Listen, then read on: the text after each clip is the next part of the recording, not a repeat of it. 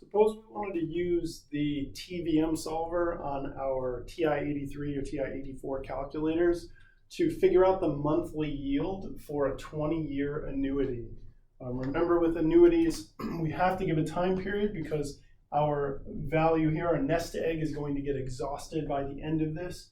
So that's how annuities are working, so that 20 years will clue us into N.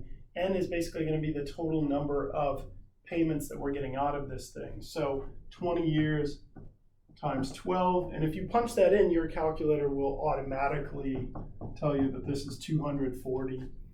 I, your interest rate, this is your APR, so this is 5.3.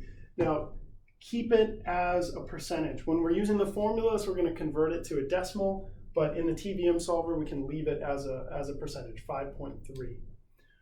The present value, this thing is going to be whatever your nest egg is, the amount that you have built up, right? This is the amount in the account right now. So that would be our 750,000.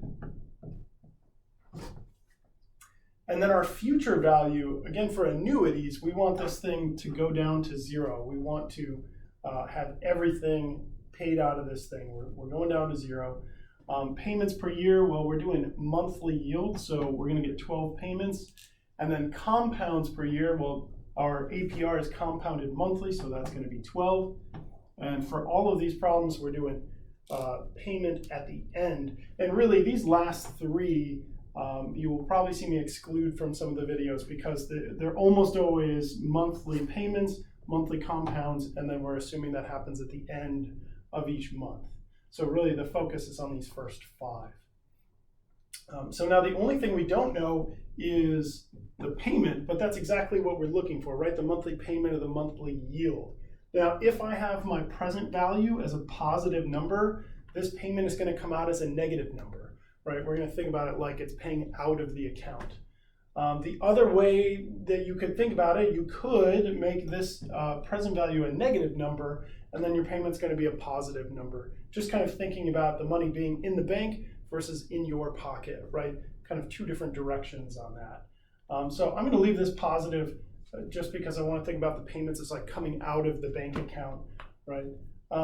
So if we do this and then we do alpha solve, then we're going to get a negative number, as I said, that number being 5,074.80.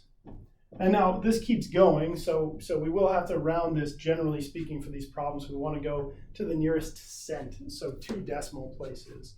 So okay, the negative is here because it's trying to indicate that direction, but what we know is the actual value. What is my monthly yield? Well, it's not negative, it's positive $5,074.80.